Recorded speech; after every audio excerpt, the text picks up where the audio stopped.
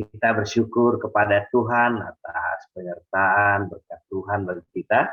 Kita boleh setiap pagi duduk di kaki Tuhan untuk merenungkan, untuk berdoa, untuk memuliakan Tuhan dalam kehidupan kita. Bapak Ibu Saudara terkasih Tuhan, pagi hari ini saya rindu membagikan kebenaran firman Tuhan. Kita baca dari Kisah Rasul pasal yang ke-8 ayat 26 sampai ayatnya 40 sebenarnya. Walaupun nanti kita fokus kepada ayat 29 sampai 30. Saya baca firman Tuhan ini, satu perikop ini. Lembaga Kitab Indonesia memberi judul Sida-sida dari Ethiopia. Kemudian berkatalah seorang malaikat Tuhan kepada Filipus, katanya, bangunlah dan berangkatlah ke sebelah selatan menurut jalan yang Tuhan yang turun dari Yerusalem ke Gaza. Jalan itu jalan yang sunyi. Lalu berangkatlah Filipus adalah seorang Ethiopia, seorang sida-sida pembesar dan kepala perbandar Sri Kandake, ratu negeri Ethiopia yang pergi ke Yerusalem untuk beribadah. Sekarang orang itu sedang dalam perjalanan pulang dan duduk dalam keretanya sambil membaca kitab Nabi Yesaya. Lalu kata Roh kepada Filipus, pergilah ke situ dan dekatilah kereta itu. Filipus segera ke situ dan mendengar sida-sida itu sedang membaca kitab Nabi Yesaya. Kata Filipus, mengertikah Tuhan apa yang Tuhan baca itu? Jawabnya, bagaimanakah aku dapat mengerti kalau tidak ada yang membimbing aku? Lalu ia meminta Filipus naik dan duduk di sampingnya. Nas yang dibacanya itu berbunyi seperti berikut. Seperti seekor domba yang dibawa ke pembantaian, dan seperti anak domba keluh di depan orang yang menggunting bulunya, demikianlah ia tidak membuka mulutnya. Dalam kehinaannya berlangsunglah hukumannya. Siapakah yang akan menceritakan asal usulnya? Sebab nyawanya diambil dari bumi. Maka kata sida-sida itu kepada Filipus, aku bertanya kepadamu, tentang siapakah Nabi berkata demikian? Tentang dirinya sendiri atau tentang orang lain? Maka mulailah Filipus berbicara dan bertolak dari nas itu, ia memberitakan Injil Yesus kepadanya. Mereka melanjutkan perjalanan mereka dan tiba di satu tempat yang ada air. Lalu kata sida-sida itu, lihat, di situ ada air. Apakah halangannya jika aku dibaptis? Sahut Filipus, jika Tuhan percaya dengan segenap hati, boleh. Jawabnya, aku percaya bahwa Yesus Kristus adalah Anak Allah. Lalu orang Ethiopia itu menyuruh menghentikan kereta itu, dan keduanya turun ke dalam air, baik Filipus maupun sida-sida itu. Dan Filipus membaptis dia. Dan setelah mereka keluar dari air, Roh Tuhan tiba-tiba melarikan Filipus, dan sida-sida itu tidak melihatnya lagi. Ia meneruskan perjalanannya dengan sukacita. Tetapi ternyata Filipus ada di Asdod. Ia berjalan melalui daerah itu dan memberitakan Injil di semua kota sampai ia tiba di Kaisarea. Puji nama Tuhan.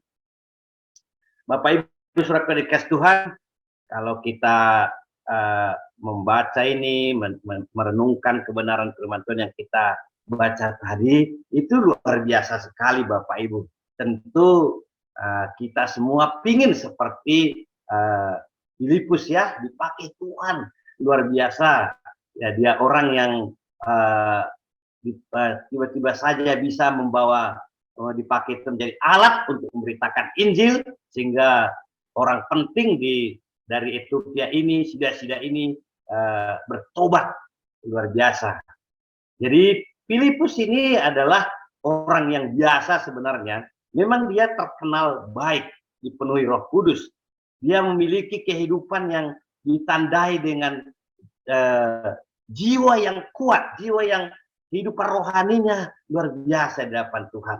Dan dia menyiapkan hatinya untuk terus melakukan kebenaran firman Tuhan seperti rasul-rasul yang 12 orang itu. Dan Filipus ini adalah diakon.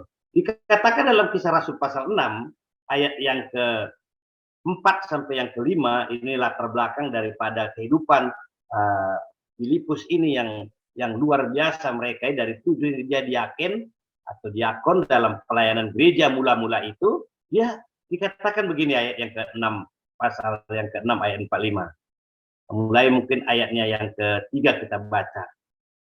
Karena itu saudara-saudara, pilihlah 7 orang dari antaramu yang terkenal baik dan yang penuh roh dan hikmatnya, supaya kami mengangkat mereka untuk tugas itu, supaya kami sendiri dapat memusatkan pikiran dalam doa dan pelayanan firman. Usul itu diterima baik oleh seluruh jemaat. Lalu mereka memilih Stefanus, seorang yang penuh dengan iman dan Roh Kudus, dan Filipus, Prokorus, Nikanor, Timon, Parmenas, dan Nikolas, seorang yang penganut agama Yahudi dari Antioquia. Mereka dihadapkan kepada rasul-rasul, lalu rasul itu pun berdoa, meletakkan tangan di atas mereka. Firman Allah makin tersebar, dan jumlah murid-murid Yerusalem makin bertambah banyak. Juga sejumlah besar imam menyerahkan diri dan percaya kepada Tuhan. Jadi inilah terbelakang daripada Filipus.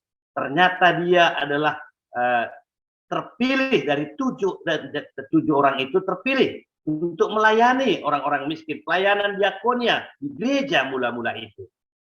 Dikatakan tadi ayat ini, supaya rasul-rasul itu yang 12 itu bisa memusatkan diri untuk pelayanan firman, pelayanan doa. Jadi pelayanan kepada orang-orang miskin, diakonia, ini ditangani dengan baik oleh yang ke-7 orang ini.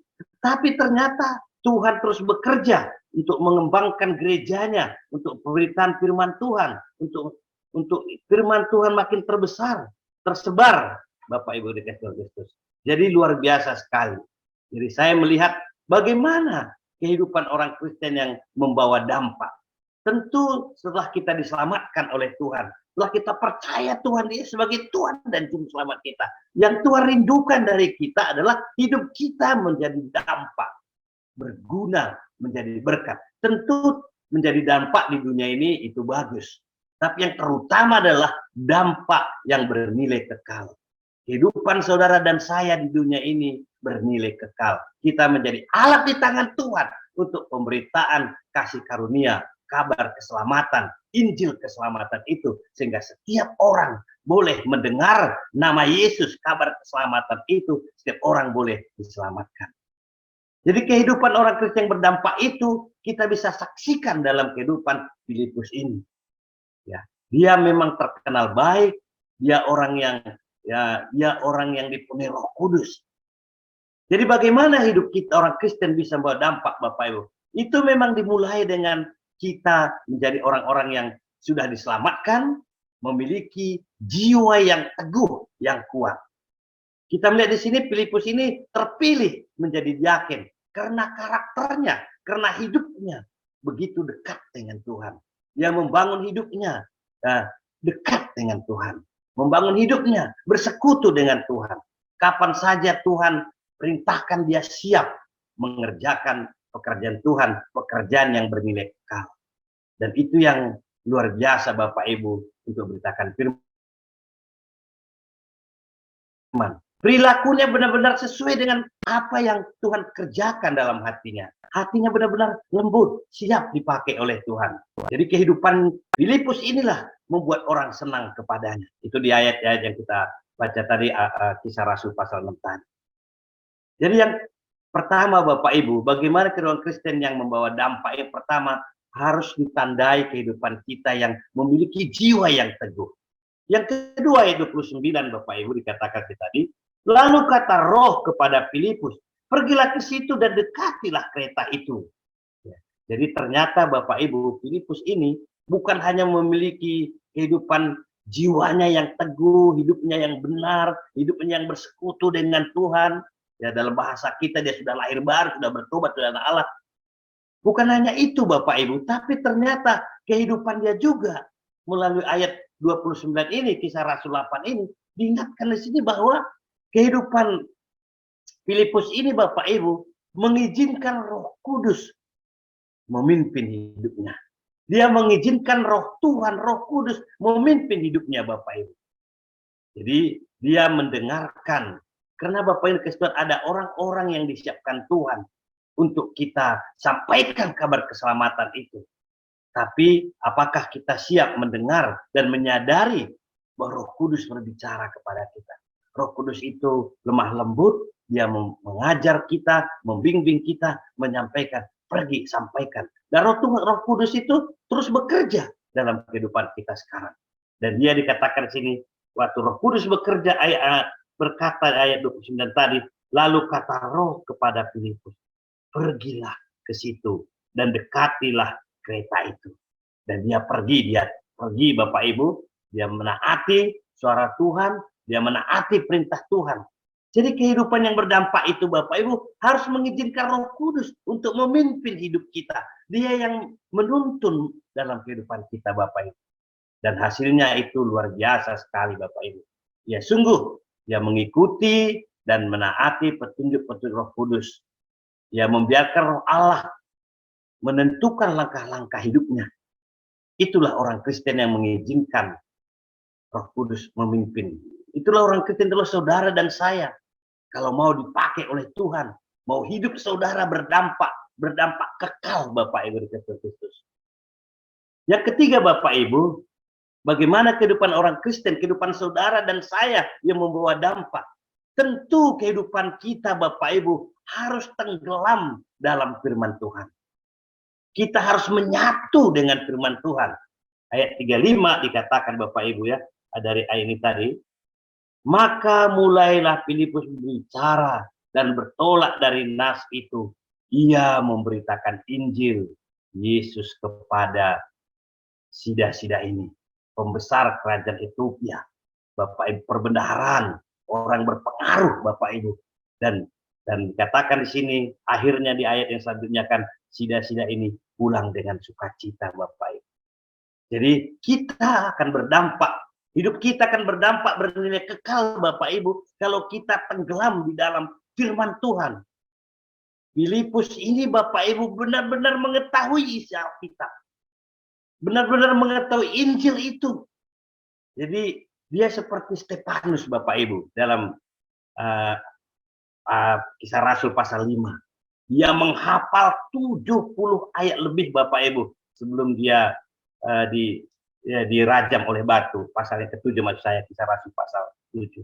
Bagaimana Stefanus orang muda itu ya, dia dirajam batu karena dia mau memberitakan firman Tuhan. Dia luar biasa dipakai oleh Tuhan dan dia melihat Tuhan Yesus ada di surga Bapak Ibu.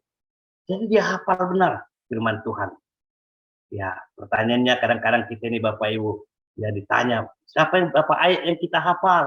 Ya akan sulit Bapak kadang-kadang, wah paling Yohanes 3:16, Yohanes 14:6 mungkin ya. Kalau Filipus ini Bapak Ibu dia hafal firman Tuhan. Ia mengetahui apa yang dimaksudkan oleh ayat Alkitab. Dia tahu bahwa sida-sida ini membaca kitab perjanjian lama, kitab Yesaya pasal 53. Ia mengetahui dan menjelaskan siapakah Yesus Kristus, siapakah Tuhan Bapa Ibu Kristus. Itulah kehidupan yang tenggelam dengan firman Tuhan. Dan dia siap untuk dipakai oleh Tuhan. Jadi kehidupan orang Kristen yang membawa dampak itu Bapak Ibu, kalau kehidupannya ditandai dengan jiwa yang teguh. Kehidupannya mengizinkan Roh Kudus memimpin hidupnya. Kehidupannya yang tenggelam di dalam kebenaran firman Tuhan. Dan akhirnya kita lihat sida-sida ini pulang dengan sukacita. Dan luar biasa lagi Bapak Ibu, Filipus dibawa Tuhan seperti ini pesawat, tidak perlu tiket pekerja Roh Kudus, dia sudah ada di tempat yang lain Bapak Ibu. Luar biasa sekali. Bapak Ibu dikasih Tuhan, bagian kita adalah kita semua yang hadir di sini, kebanyakan kita adalah pekerja-pekerja Tuhan di doa ini. Tuhan mau memakai saudara dan saya. Saya menyaksikan singkat saja Bapak Ibu, berapa hari yang lalu Bapak Ibu, saya seperti didorong Tuhan untuk pergi ke warung daripada jemaat. Kemudian saya di sana ngobrol dengan dia karena baru buka usahanya Bapak Ibu, jualan mie, cendol gitu. Tiba-tiba karyawannya Pak Ruben datang, kemudian dia ambil rokok, kemudian dia mereka bicara, Pak, Bapak gini-gini terus sampai kepada saya bahwa Tuhan mengasihi engkau. Saya katakan ada Tuhan Yesus yang bisa menyelamatkan engkau, yang mengasihi engkau. Mungkin perjalanan hidupmu banyak hal yang kau hadapi. Karena dia namanya Hussein, saya tidak tahu dia pernah dikenalkan Pak Ruben juga. Kemudian Bapak Ibu saya sampaikan kabar baik tentang Yesus Kristus yang mengasihi dia, Bapa yang kekal, saya ceritakan begitu. Apa yang coba terjadi Bapak, dia dilawat oleh Tuhan. Kemudian saya pernah merasakan seperti ini Pak dan sebagainya. Kemudian Bapak Ibu, dia waktu mau pulang habis ini saya Bapak Ibu, dan saya begini-gini, saya katakan satu saat Pak gini saya akan bertemu, saya akan datang ke tempatmu, saya katakan begitu. Dan saya belum pernah merasakan kasih seperti ini Pak. Dia peluk saya, dan kemudian saya dengar Pak Ruben telepon saya. Dia cerita ini Pak, ini Bapak ini. Dia ceritakan sukacita sekali dia karena sudah mendengar kebenaran firman Tuhan. Dia dilawat oleh Tuhan. Jadi kita sebenarnya hanya siap menyiapkan hati kita Bapak Ibu. Kita siap dipakai Tuhan untuk berdampak untuk nilai yang kekal. Siapkan hidup kita Bapak Ibu. Bangun hidup kita dengan Tuhan. Percayalah, roh Tuhan tetap sama dan dia bekerja dan siap memakai saudara untuk menjadi kehidupan saudara yang berdampak. Karena saya mau katakan kepada saudara, yang ditanya Tuhan nanti di sorga Bapak Ibu, bukan berapa harta kita, berapa apa yang kita kerjakan Bapak Ibu, tapi sudah berapa jiwa-jiwa yang kita bawa kepada Tuhan. Tuhan berkati saudara.